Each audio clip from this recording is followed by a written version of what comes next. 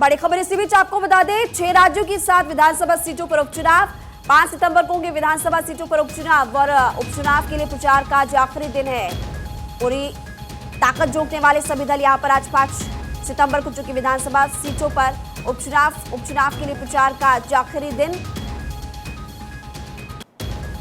तो 6 राज्यों की 7 विधानसभा सीटों पर उपचुनाव होने हैं। 5 सितंबर को विधानसभा सीटों पर उपचुनाव होंगे और आज प्रचार का आखिरी दिन है।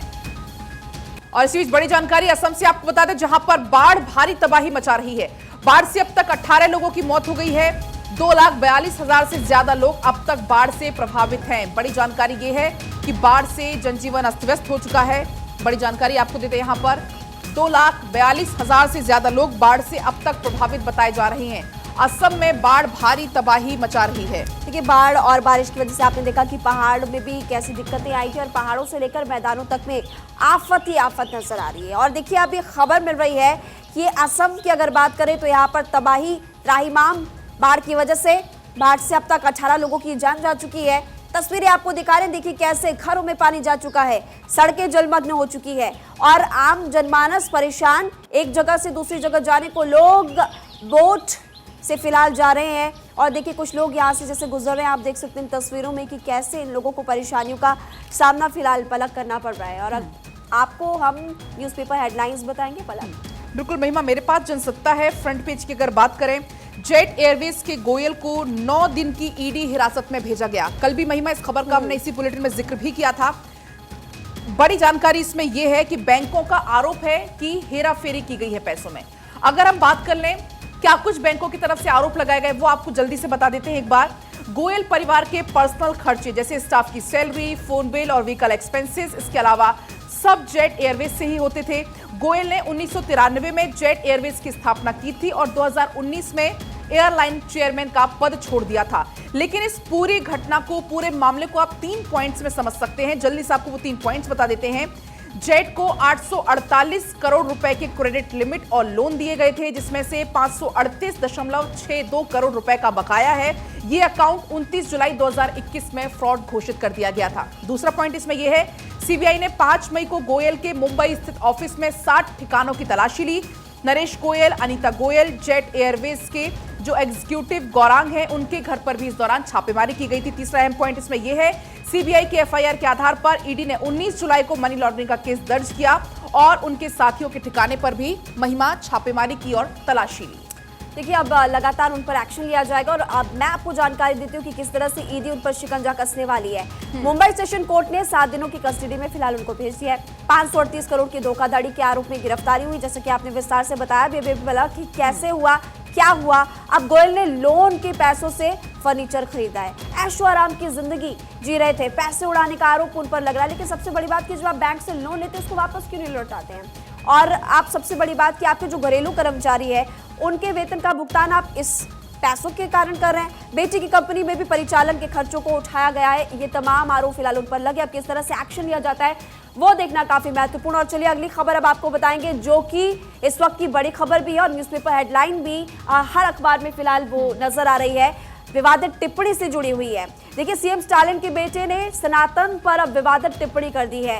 कहा है कि सनातन का विरोध ही नहीं बल्कि इसको खत्म कर देना चाहिए।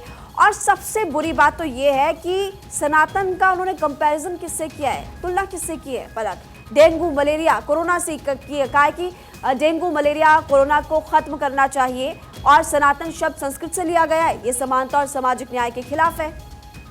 उन्होंने ये भी कहा कि सनातन का अर्थ होता है जिसे बदला ना जा सके। तो इस बयान के बाद, इस विवादित स्टेटमेंट के बाद अब सियासत गरमाने लगी है। उन्होंने कहा कि सनातन का विरोध ही नहीं बल्कि इसे खत्म कर देना चाहिए। सनातन शब्द संस्कृति से लिया गया है। तो ऐसे तमाम उन्होंने बातें, एक आयोजन में वो पहुंचे हुए थे, इस दौरान उन्होंने बातें की।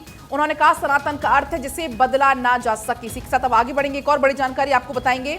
एक साथ चुनाव हुए तो 9300 करोड़ होंगे खर्च, एक रिपोर्ट में इसका दावा किया गया है। यह भी जानकारी है, ईवीएम वीवीपैट पर 9300 करोड़ खर्च होंगे। चुनाव आयोग ने यह आकलन किया है। महिमा, देखिए, वन नेशन वन इलेक्शन को लेकर जब से बातें निकलकर सामने आ रही है, बखूबी जानते हैं कि कमेटी का गठन किया गया, चेयरमैन राष्ट्रपति रामनाथ कोविंद को बनाया गया, फिर उसमें और सदस्यों को जोड़ा गया। इसको लेकर के भी जमकर राजनीति हुई, ऑलरेडी हमने आपको बता भी दिया है। अब इस पूरे मामले को लेकर फिलहाल देखिए एक रिपोर्ट यहाँ पर तैयार की गई है जिसमें यह बताया गया है कि 9,300 करोड़ रुपए खर्च होंगे अगर इलेक्शन ऐसे होते हैं।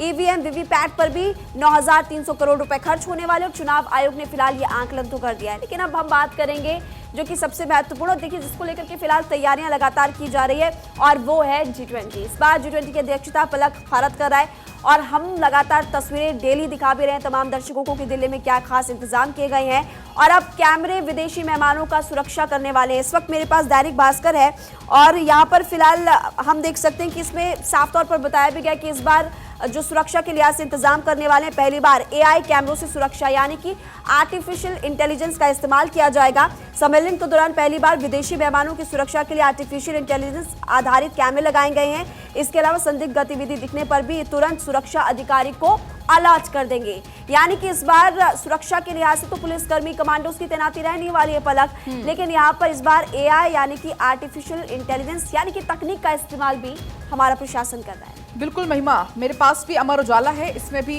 इस बात को तरजीह दी गई है कि 3 चरणों में परखे जाएंगे सुरक्षा के इंतजाम और लगातार फुल ड्रेस रिहर्सल का दौर भी जारी है। इसी बीच बिल्डिंग्स पर स्नाइपर्स तैनात होंगे, ये भी बड़ी जानकारी है। दिल्ली में G20 के चलते 207 ट्रेनें कैंसिल हुई है महिमा, ये भी बड़ी जानकारी। हालांकि लोगों को थोड़ा सा मुश्किलों का, परेशानी का सामना भी करना पड़ेगा। ट्रेनें कैंसिल की गई हैं, ताज एक्सप्रेस को भी कैंसिल किया गया है। ट्रेन को यहां पर रद्द करने से लोगों को काफी परेशानी होगी। सैटेलाइट स्टेशन भी तैयार किए जा रहे हैं। इसके अलावा सुरक्षा की दृष्टि से यह फैसला लिया गया, 36 ट्रेनों के रूट में बदलाव किया गया है क्योंकि बड़ा आयोजन होने जा रहा है। फुल ड्रेस रिहर्सल इसके लिए हो चुकी है, स्नाइपर्स की तैनाती महिमा हो चुकी है, लेकिन थोड़ा सा लोगों को परेशानी भी हो रही है। जो अलग अलग जगह रूट डाइवर्ट किए गए हैं, ऐसे में मरीजों को भी थोड़ी परेशानी महिमा यहाँ पर हो रही है। मैं एक और चीज इसमें ऐड कर दूं कि और दिक्कत लोगों को होने वाली है क्योंकि 5 दिनों तक दिल्ली के ज्यादातर वीकली बाजार बंद रहने वाले, NBT की हेडलाइन है। और ऐसे 200 से ज्यादा, 200 से 300 के करीब वीकली बाजारों को बंद किया जाएगा। यानी कि आपको घरेलू अगर सामान लेना है या फिर आपको सब्जियां खरीदनी है तो जहां पर ज्यादातर भीड़ होती है जिन बाजारों में, उन बाजारों को भी बंद करने का फैसला किया गया है। 5 से 10 सितंबर तक ये बाजार बंद रहने वाले। फिलहाल ये आदेश अब यहाँ पर दिया गया है। G20 को लेकर तैयारियां पूरी, लेकिन आम जनमानस को थोड़ी बहुत परेशानियां। बिल्कुल महिमा, इन अस्पताल का जो मैं जिक्र कर रही थी, ऐसे में डॉक्टर राम मनोहर लोहिया अस्पताल, लेडी हार्डिंग सहित तमाम ऐसे जो बड़े अस्पताल हैं उन वहां तक पहुंचने में लोगों को काफी परेशानी हुई क्योंकि फुल ड्रेस रिहर्सल लगातार चल रही है और कोशिश ये है कि कोई भी चूक ना हो, कोई भी कमी ना छूटे। इसी बीच एक और बड़ी जानकारी आपको बता देते हैं, बड़ी खबर आपको बता दें, केंद्रीय कर्मचारियों को केंद्र सरकार दे सकती है तोहफा। डीए में हो सकती है 3% का इजाफा, 42 से बढ़कर 45% हो जाएगा डीए। तो बड़ी सौगात ये केंद्रीय कर्मचारियों के लिए। डीए में 3% इजाफा की संभावना है केंद्रीय कर्मचारियों की।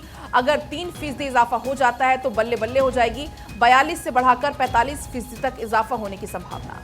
देखिए इस बार इलेक्शन अब काफी नजदीक है और इसको लेकर के बार बार अब हो सकता है, क्योंकि इससे पहले हमने देखा था LPG गैस सिलेंडर, उनके दाम कम किए गए, बड़ी राहत लोगों को दी गई थी और अभी फिलहाल सरकार राहत देने की तैयारी में भी नजर आ रही है। हो सकता है आने वाले समय में और राहत अलग अलग सेक्टर्स में लोगों को फिलहाल दी जाए। अब बात करेंगे हम बालासोर रेल हादसे की। आपने देखा था वो तस्वीरें जिसमें कई लोगों की जान चली गई, कई 100 लोग घायल यहाँ पर हो गए थे और उसके बाद फिर 3 अधिकारियों को लेकर यहाँ पर ये बात निकलकर सामने आई थी कि उनकी लापरवाही के कारण इतनी सारी जानें चली गई। अब बालासोर रेल हादसे को लेकर CBI चार्जशीट में 3 अफसरों के जो नाम आए हैं, 7 जुलाई को उनकी गिरफ्तारी की गई थी, उनसे पूछताछ लगातार की भी जा रही है पलक। और इन अधिकारियों पर गैर इरादतन हत्या और सबूत मिटाने के आरोप लग रहे हैं और आगे पूछताछ की जाएगी। लेकिन इस खबर को आप देख लीजिए कि यहाँ पर 3 अधिकारी थे जिनकी लापरवाही की वजह से कई लोगों की जान चलेगी। अब इन पर और एक्शन लिया जाएगा पलक।